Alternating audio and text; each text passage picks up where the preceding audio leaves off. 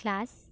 आज हम 10th class की हिंदी काव्य की बुक के 6 चैप्टर महादेवी वर्मा को पढ़ेंगे, जिसमें हम इनकी कविता हिमालय से को पढ़ने वाले हैं। हिमालय से महादेवी वर्मा के द्वारा लिखित और इनके काव्य संग्रह सांध्य गीत से ली गई एक कविता है, जो आपकी पाठ्य पुस्तक में संकलित है। इस कविता में, जैसा कि इसके नाम से ही पता चल रहा है, महादेवी वर्मा ने हिमालय की प्राकृतिक सुंदरता का और उसकी असीमता का वर्णन किया है। हे चिर महान, यह स्वर्ण रश्मि छू श्वेत बाल, बरसा जाती रंगीन हाश। हे चिर महान। महादेवी वर्मा जी हिमालय की सुंदरता का वर्णन करती हुई कहती हैं कि हे चिर महान। चिर अर्थात लंबे समय से महान। हे हिमालय, तुम सदैव से ही महान हो, तुम सदा महान ही रहे हो। यह स्वर्ण रश्मि छू श्वेत भाल, बरसा जाती रंगीन हास। यह जो स्वर्ण रश्मि अर्थात सोने के समान किरणें हैं, जो सूर्य की सुनहली किरणें हैं, छू श्वेत भाल, तुम्हारे श्वेत भाल अर्थात मस्तक को, तुम्हारे बर्फ से ढके हुए मस्तक को छू करके बरसा जाती रंगीन हास, रंगीन हास अर्थात हंसी को बरसा जाती हैं।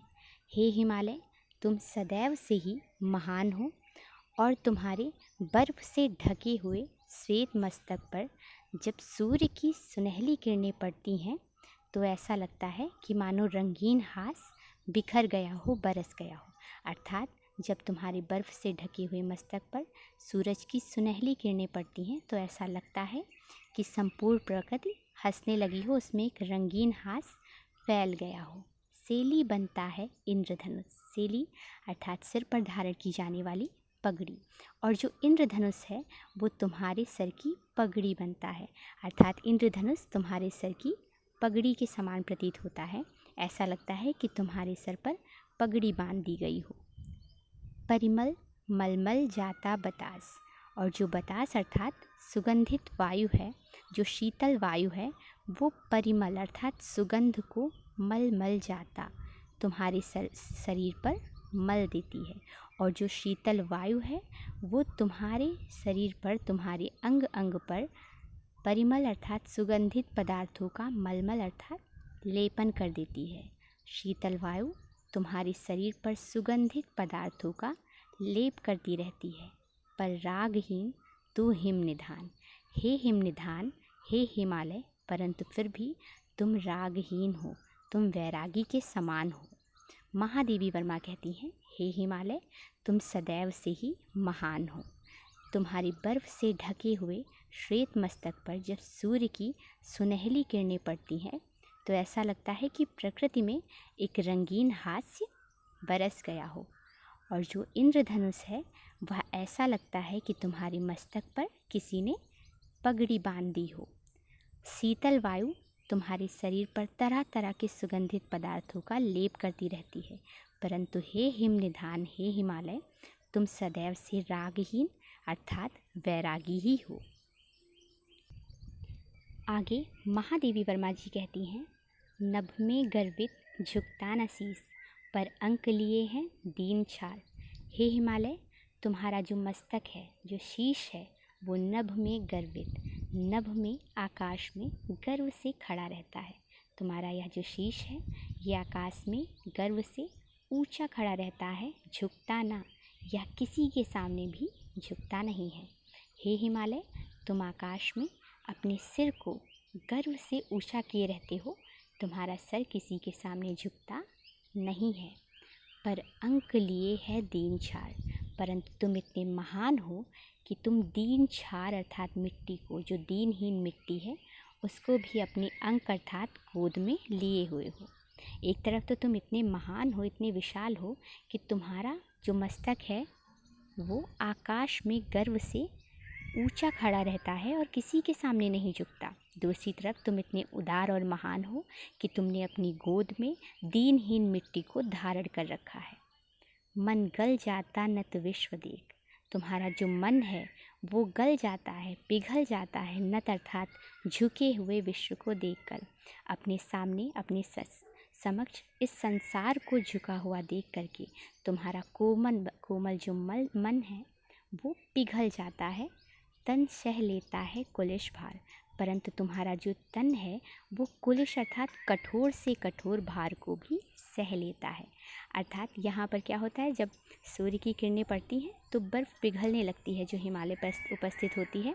यहीं पर कवित्री कल्पना करती हैं कि अपने समक्ष नत अर्थात नतमस्तक विश्व को देख करके तुम्हारा जो मन है वो बर्फ़ के रूप में पिघल जाता है।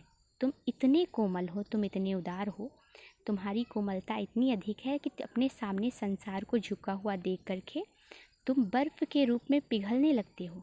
परंतु दूसरी तरफ तुम्हारा जो तन है, तुम्हारा शरीर है, वह इतना कठोर है कि वह कठोर से कठोर भार को भी सहजता से सह लेता है। कितने मृदु, कितने कठिन प्राण।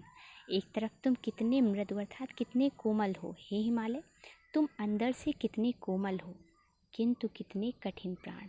परंतु तुम्हारे जो प्राण हैं वो कितने कठिन हैं, तुम कितनी कठोरता को सहन करने की शक्ति रखते हो हे हिमालय।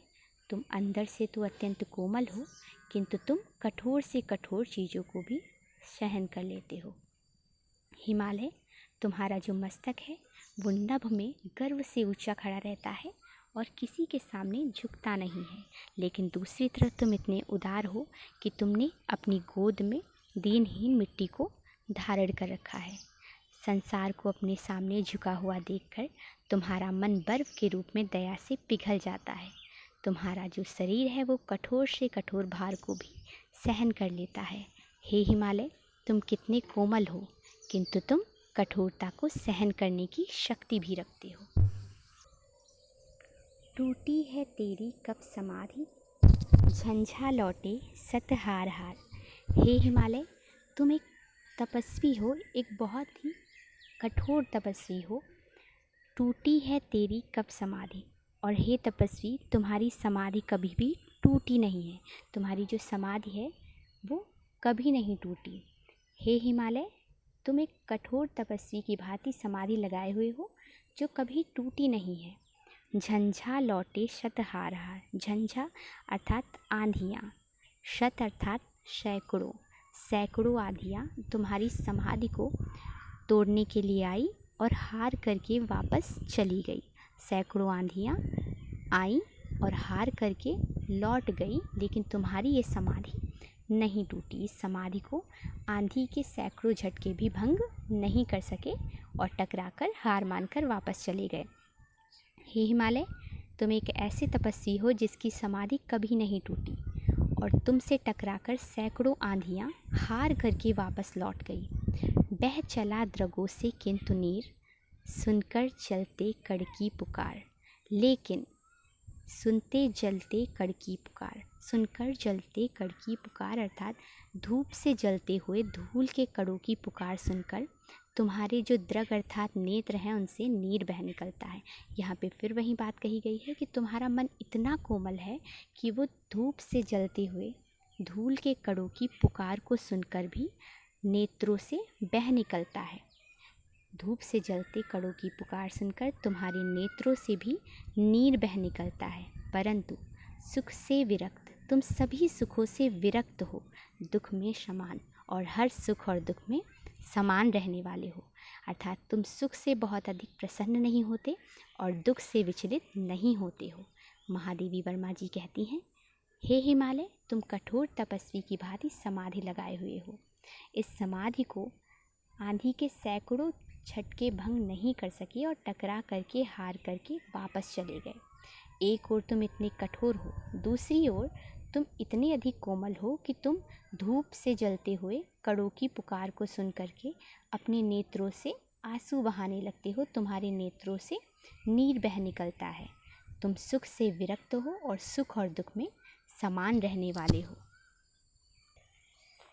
मेरे जीवन का आज मुख तेरी छाया से हो मिलाप, तन तेरी साधकता छूले, मल्ले करुणा की थाह नाप, उर्मे पावस द्रग में विहान। महादेवी वर्मा जी कहती हैं कि मेरी ये कामना है कि मेरे जीवन का आज मूक, मूक अर्थात मौन, मेरे जीवन का जो मौन है वह तेरी छाया से हो मिलाप, उसका तुम्हारी छाया से मिलाप हो जाए, वो तुम्हारी साधकता से, तुम्हारी तपस्या और साधना से मिल जाए। मेरे जीवन का ये जो मौन है ये तुम्हारी छाया से मिल जाए, तन तेरी साधकता छू ले, और मेरा जो शरीर है तो वो तुम्हारी साधकता को छू ले, उसकी थाह ले पाए। अर्थात तुम्हारा शरीर इतना कठोर है तो मेरा भी शरीर हर प्रकार के कठोर भारों को सहन कर पाए, और जो मेरा मौन है ये तुम्हारी छाया से मिल पाए। मन ले करुणा की थाह नाप, और जो मेरा हृदय है वो तुम्हारी करुणा की थाह नाप सके। अर्थात जो तुम्हारा हृदय जिस प्रकार से करुणा से कललित रहता है, जिस प्रकार से करुणा पूर्ण है, उसी प्रकार से मेरा मन भी करुणा से कलित हो जाए, करुणा से पूर्ण हो जाए। उर में पावस द्रग में विहान, और मैं भी तुम्हारी तरह उर अर्थात हृदय में पावस अर्थात वर्षा को धारण करूं, और द्रग में विहान और नेत्रों में सवेरा धारण करूं। अर्थात जिस प्रकार से तुम सारे कष्टों और संघर्षों को सह लेते हो, उस प्रकार मैं भी संकटों पर आने पर उन सभी संकटों को सह सकूं। महादेवी वर्मा जी कहती हैं कि मेरे जीवन का जो मौन है, मेरी यही कामना है कि हे हिमालय, मेरे जीवन का जो मौन है वो तुम्हारी छाया से मिल जाए, और मेरा जो शरीर है वो तुम्हारी साधकता को छू ले, और मेरा जो हृदय है वो तुम्हारे समान करुणा युक्त हो जाए, तुम्हारी करुणा की थाह नाप सके, और तुम्हारे ही समान मेरे हृदय में पावस अर्थात वर्षा हो, परंतु हृदय में विहान अर्थात सवेरा हो। जिस प्रकार से हिमालय की नदियाँ वर्षा का कारण बनती हैं, तो कहा गया है कि हृदय में पावस अर्थात वर्षा है, और द्रग में विहान है अर्थात नेत्रों में सवेरा है, क्योंकि हिमालय के पीछे से सूरज निकलता है, तो यही इसीलिए कहा गया है कि हमारे नेत्रों में भी सवेरा हो। महादेवी वर्मा के कहने का तात्पर्य ये है कि हे हिमालय, हम तुम्हारे समान ही करुणा से युक्त बन सके, तुम्हारे समान ही सभी प्रकार के कष्टों का सामना करने में समर्थ बन सके। जो इस कविता का शीर्षक है हिमालय से, यहाँ पर हिमालय से यही प्रार्थना की गई है कि हिमालय के जो महानतम गुण हैं वो हमारे मन में आ सके, और हिमालय के समान हम भी अपने आदर्शों से विचलित ना हों।